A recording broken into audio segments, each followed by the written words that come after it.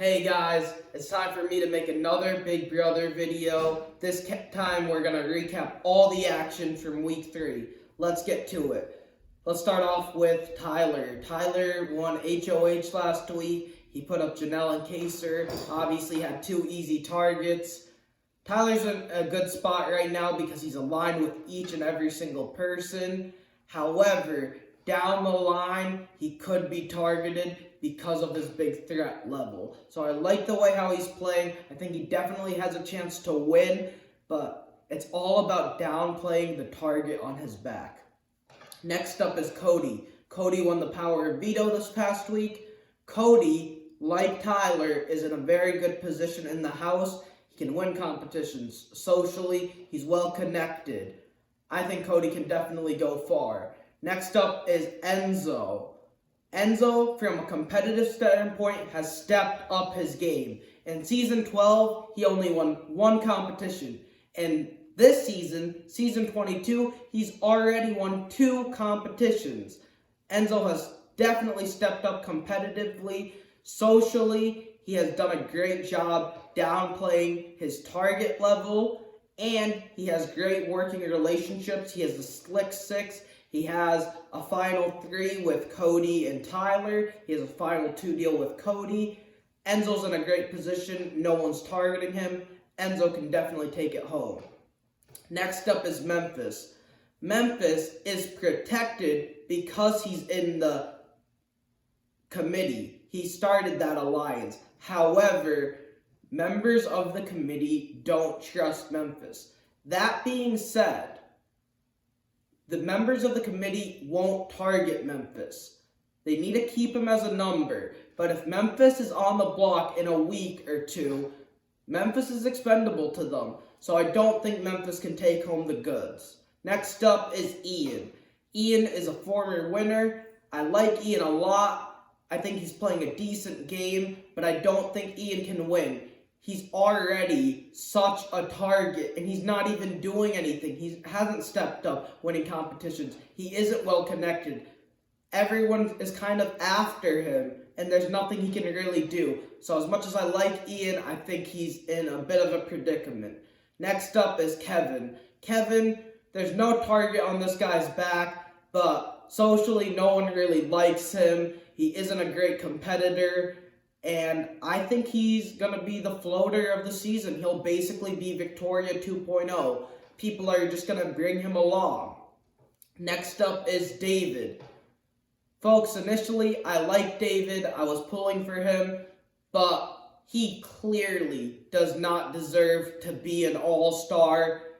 It undermines the entire season. He was the first person voted out of last year. He was the first person voted out last year, so to bring him back on an all-star season is just too much to ask. Now, if they gave him a second chance, A-okay. I'd be fine with seeing David on our television screens. But this guy doesn't know how to play the game. He's so confused, doesn't know what's going on. When Memphis won HOH, he said, "David, you're a rookie. You have to earn your place in this house." And as a fan, I was disappointed with Memphis. Man, why are you attacking David personally? But I think David and everyone in the house realizes he is a rookie. He doesn't know what's going on. So, unfortunately for David, you could go hit the high road. He has no chance at winning this game. Next up is Kaser. I like Kaser a lot. I'm still rooting for him. I would love to see him win this next HOH. He looked like he was doing a really good job in this past episode, so I'm hoping that Kaser can take this HOH. If not, I think he's an easy target. Next up, we got to go to the females. So let's start off with Christmas.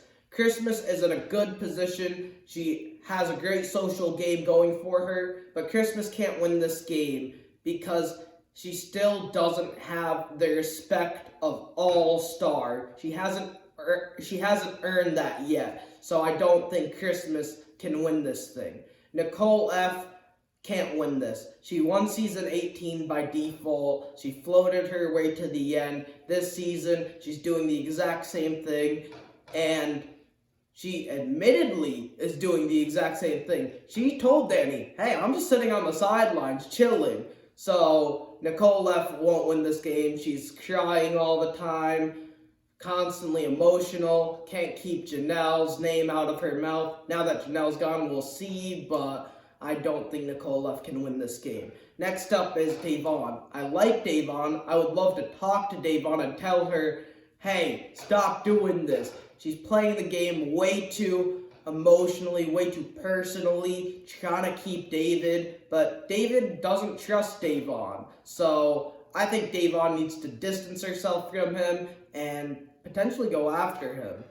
Next up is Danny. Danny is playing a solid game because she has good social relationships, but I think it's coming back to bite her because members of her alliance are comparing notes and they know that she's being shady. So Danny, I think, is an easy target if this information continues to get out.